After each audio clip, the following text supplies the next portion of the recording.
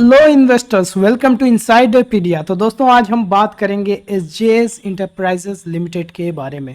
तो दोस्तों वीडियो शुरू करने से पहले मैं आप लोगों को बहुत बार कह चुका हूं कि कभी भी किसी भी कंपनी में पूरा पैसा कभी भी न लगाएं। लास्ट वीडियो मैंने कैपलिन पॉइंट लैबोरेटरीज पे बनाया हुआ था। किसी एक इन्वेस्टर ने उस कंपनी के 10 लाख रुपए के शेयर खरीद लिए और जब शेयर 5-6% एक दिन में गिरा तो वो घबरा गया और फिर मुझे कॉल और मैसेज करने लगे। तो देखिए ऐसा तभी होता है जब आप सारा पैसा एक कंपनी में लगा देते हैं और 5-6% गिर जाता है, फिर वहाँ पे समझ में नहीं आता। हालांकि फिर शेयर प्राइस ऑलमोस्ट रिकवर कर गया, उनके एवरेज बाइंग प्राइस के पास आ गया है। लेकिन मैंने उनको सजेस्ट किया कि आप एक साथ कम से कम 8-10 कंपनी में, मिनिमम 8-10 कंपनी में पैसा लगाएं। और कोई भी कंपनी कितनी भी अच्छी हो, मैंने रिकमेंड किया, मैं कभी पूरा पैसा किसी एक कंपनी में नहीं लगाता। तो आप भी कभी भी एक कंपनी में पूरा पैसा कभी नहीं लगाएं। चलिए वीडियो को शुरू करते हैं। तो आज जो मेरी फेवरेट ऑटो इंडस्ट्री में जो कंपनी है, एसजेएस इंटरप्राइजेज लिमिटेड। और ये कंपनी का अगर बात करें तो काफ़ी इंटरेस्टिंग है। इंटरेस्टिंग इसलिए है कि ये कुछ ऐसा बिजनेस में है जो कि काफ़ी हाई ग्रोथ इंडस्ट्री है। ये ऑटो इंडस्ट्री में यूज़ होने वाले डेकोरेटिव कंपोनेंट्स बनाती है। जैसे कि आप देख सकते हैं कि ये स्टीयरिंग पे जो कंपनी का लोगो लगा हुआ है, वो उसमें जो है एलईडी लाइट लगी हुई है।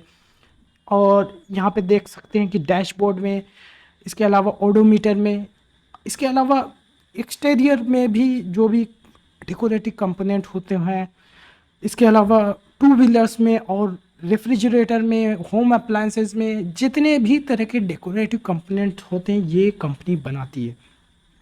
अब ये खास क्यों है? क्योंकि देखिए पहले जो कार होती थी काफ़ी सिंपल सी कार होती थी, उसमें इतने ज़्यादा डेकोरेटिव कंपोनेंट्स नहीं होते। लेकिन अब कार एक पार्ट ऑफ लाइफ हो गया और जहाँ पे डेकोरेशन की ज़रूरत है, फ्यूचर में ये कार में और भी ज़्यादा डेकोरेटेड होंगी। और यहाँ पे डेकोरेटेड ऑटो कंपोनेंट जो है, ये इसकी मार्केट काफ़ी ज़्यादा तेज़ी से ग्रो करने वाली है। एक आंकड़ा यहाँ पे दिया हुआ है कि जो एक सिंगल अभी बाइक में जो एक डेकोरेटिव कंपोनेंट यूज़ हो रहा है, 300 से 500 रुपये का यूज़ हो रहा है, जो कि फ्यूचर में कम से कम 500 से 1000 रुपये का डेकोरेटिव कंपोनेंट यूज़ हुआ होगा।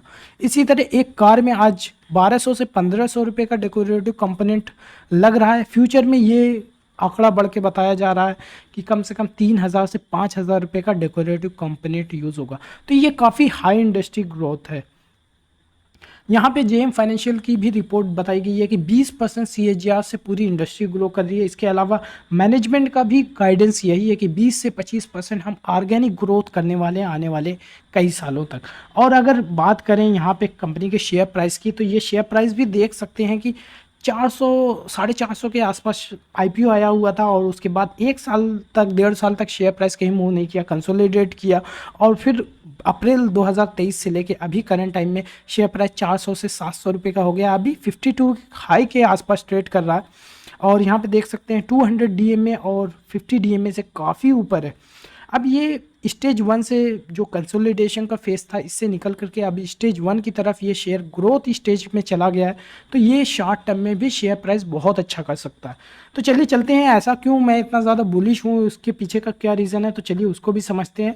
देखिए इस कंपनी का जो भी ऑटो मैन्युफैक्चर है, चाहे महिंद्रा हो, टीवीएस हो, बजाज हो, हुंडई हो, होंडा हो, इसके अलावा टोयोटा है या फिर सैमसंग है, सोनी है, जो भी होम अप्लायंसेस बनाने वाली कंपनी है, ये सभी के लिए जो है डेकोरेटिव कंपोनेंट बनाती है। अब यहाँ पे इनके टॉप कस्टमर्स ही सारे बड़े कस्टमर्स हैं। अब यहाँ पे इंटरेस्टिंग चीज़ ये हो जाती है कि इसने रिसेंट में कुछ एक्विजिशन की है जो कि अभी फाइनेंशियल स्टेटमेंट जो क्वार्टरली रिजल्ट आया था उसमें रिफ्लेक्ट नहीं हो रहे हैं।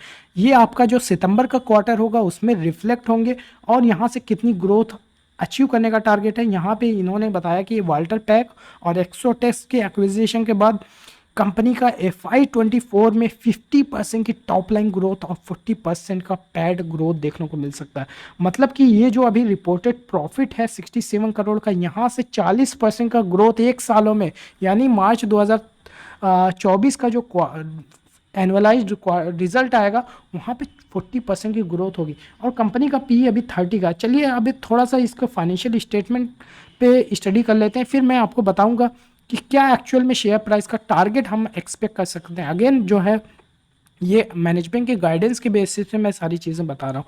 तो देख सकते हैं कि 2022 में 370 करोड़ की रेवेन्यू, फिर 2023 में 433 करोड़ की, अभी टीटीएम की बात करें तो 447 करोड़ का सेल्स है। और नेट प्रॉफिट की बात करें तो 55 करोड़ का, 67 करोड़ का, फिर 69 करोड़ का टीटीएम प्रॉफिट है।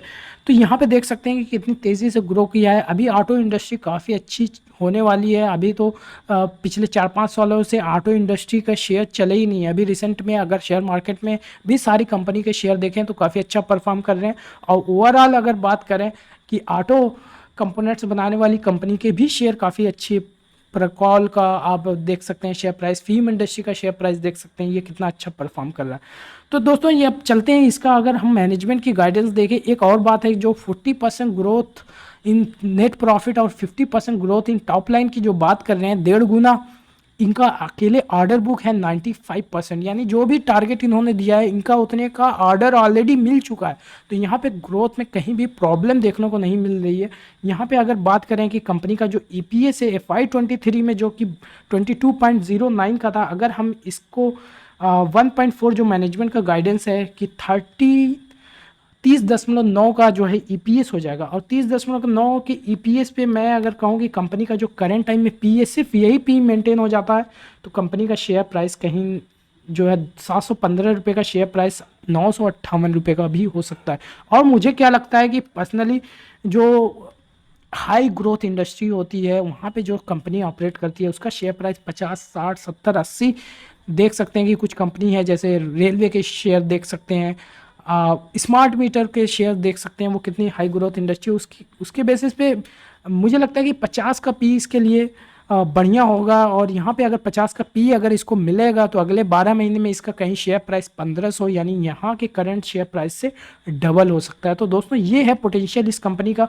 चलिए कुछ और चीज़ें देखते हैं, जैसे जेएम फाइनेंशियल ने इस कंपनी पे भी 850 का टारगेट दिया हुआ है, जो कि अभी 700 के ऊपर से काफ़ी हाई है। इसके अलावा कुछ कंसर्न है बैलेंस शीट में देख लेते हैं, तो लोन बिल्कुल भी नहीं है। 400 करोड़ का जो शेयर कैपिटल और रिजर्व है वहाँ पे 30 नेग्लिजिबल सा डेट है। और अगर इन्वेस्टर की बात करें तो यहाँ पे एक चीज़ ये हुई है कि यहाँ पे जो प्रमोटर्स थे यहाँ पे इन्होंने बिकवाली की है। एवरग्राफ होल्डिंग्स ये प्राइवेट इक्विटी है, यहाँ पे इन्होंने स्टेक सेल की। तो यहाँ पे सारे म्यूचुअल फंड्स ने देख सकते हैं कि कितनी लंबी बाई की लिस्ट है, सारे म्यूचुअल फंड्स ने बाई किया है। तो यहाँ पे एफआईज नहीं बल्कि डीआईज की काफ़ी ज़्यादा म्यूचुअल फंड जितनी कंपनियां ये अभी यहाँ पे नंबर्स रिफ्लेक्ट नहीं कर रहा है, लेकिन ये नंबर आपको दिखेगा कि डीआईज का आगे आने वाले जब रिपोर्टिंग होगी क्वार्टर की, तो यहाँ पे देख सकते हैं कि डीआईज की काफ़ी ज़्यादा होल्डिंग इंक्रीज होगी। तो ओवरऑल कंपनी का शेयर मुझे काफ़ी अट्रैक्टिव लिया। उसके पीछे का 2 रीज़न, एक तो कंपनी काफ़ी हाई ग्रोथ इंडस्ट्री में और 30 के पी पे अवेलेबल है। दूसरा ये कि जो एक्विजिशन हुआ है वहाँ ये नंबर शॉर्ट टर्म में 40-50% की ग्रोथ ला सकता है, जो कि मुझे लगता है कि अगर सिर्फ पी भी मतलब आई मीन ये पटाखे कहाँ छूटने लगे, खैर पटाखे जो है वीडियो में नहीं है, पटाखे कहीं बाहर से चल रहे हैं। 31.5 का अगर ये पी भी मेंटेन कर दे तो शेयर प्राइस में 40% अपसाइड ऐसे ही देखने को मिल सकता है। तो दोस्तों को उम्मीद करता हूँ ये शेयर आपको भी पसंद आया होगा। पसंद आया तो वीडियो को लाइक करें और चैनल को अभी तक सब्सक्राइब नहीं किया तो सब्सक्राइब कर ले। साथ ही साथ कोई क्वेश्चन हो, कोई क्वेरी है तो कमेंट सेक्शन में लिख सकते हैं। कुछ पर्सनल गाइडेंस चाहिए म्यूचुअल फंड में और स्टॉक में इन्वेस्ट करना है तो आप मुझे इस नंबर पर व्हाट्सअप भी कर सकते हैं और जानकारी हासिल कर सकते हैं। And thank you for watching.